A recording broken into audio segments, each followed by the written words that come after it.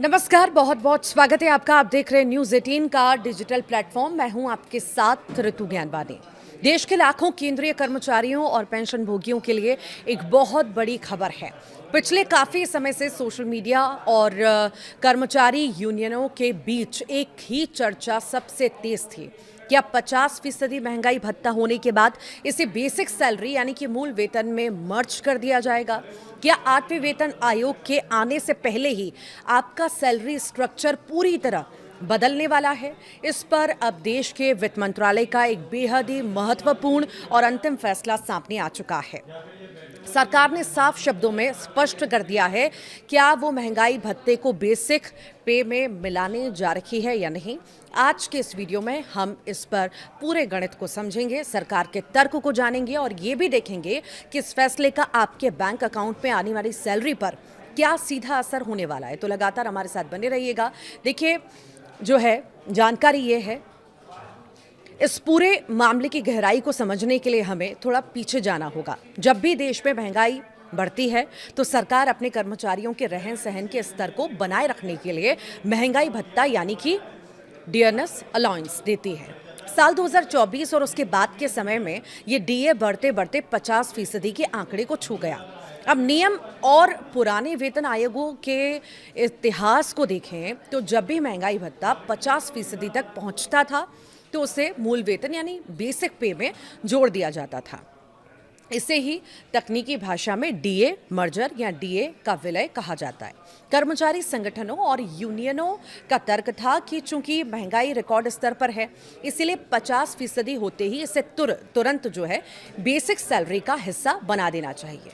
इससे कर्मचारियों का प्रोविडेंट फंड, ग्रेच्युटी और बाकी भत्ते अपने आप बढ़ जाते हैं। और इसी मांग को लेकर कई हफ्तों से वित्त मंत्रालय को ज्ञापन सौंपे जा रहे थे, लेकिन अब इस पूरी बहस पर पूरी तरह से विराम लग चुका है।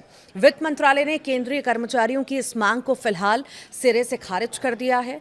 सरकार ने बेहद साफ और कड़े शब्दों में स्पष्ट किया कि फिलहाल अलग से किसी भी प्रकार के डीए मर्जर की कोई भी तैयारी नहीं है। यानी जो कयास लगाए जा रहे थे कि एक नोटिफिकेशन जारी होगा और आपकी बेसिक पे बढ़ जाएगी, ऐसा कुछ भी नहीं होने जा रहा।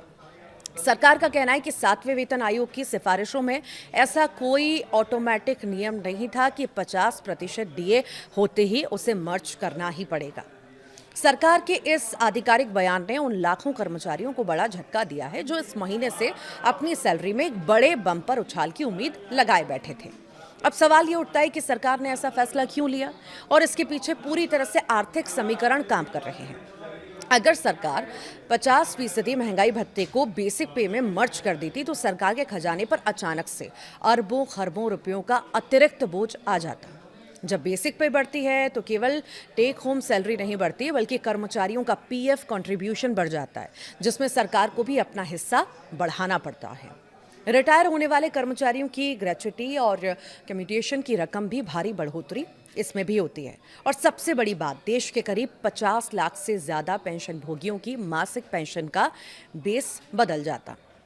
मौजूदा वैश्विक आर्थिक परिस्थितियों और देश के बजटीय घाटों को संतुलित रखने के लिए वित्त मंत्रालय ने इस अतिरिक्त वित्तीय बोझ को उठाने से साफ इनकार कर दिया है।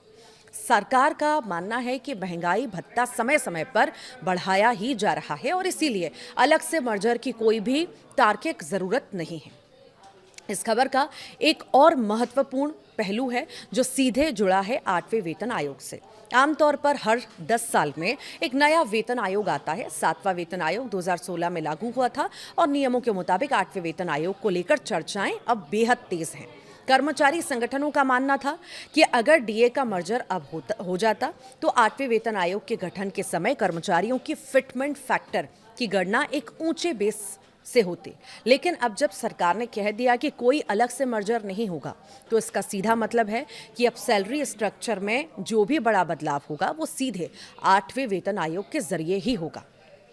सरकार अब बीच में कोई शॉर्टकट या तदर्थ फैसला जो है लेने के मूड में बिल्कुल भी नजर नहीं आ रही। यानी कर्मचारियों को अब अपनी बेसिक सैलरी को रिवाइज करवाने के लिए नए वेतन आयोग की सिफारिशों का ही इंतजार करना होगा। तो इस फैसले के बाद अब एक आम केंद्रीय कर्मचारी की जेब पर क्या असर पड़ेगा। तो देखिए, इसे आसान भाषा में समझ लीजिए। आपकी सैलरी जैसे ही आ रही थी वैसे ही आती रहेगी। आपका महंगाई भत्ता 50% या उससे ऊपर जो भी तय हुआ है वो आपकी मौजूदा बेसिक पे पर ही कैलकुलेट होकर आएगा।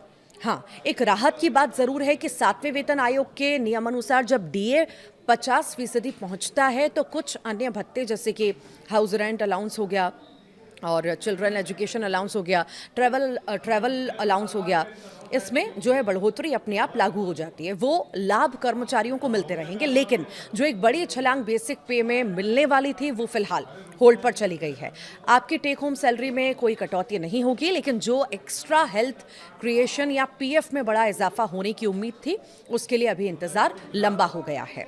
संक्षिप्त में कहें तो वित्त मंत्रालय ने साफ कर दिया कि वो देश की वित्तीय स्थिति को ध्यान में रखकर कदम उठा रहा है और किसी भी लोक लुभावन दबाव में आकर डीए मर्जर का फैसला नहीं लिया जाएगा।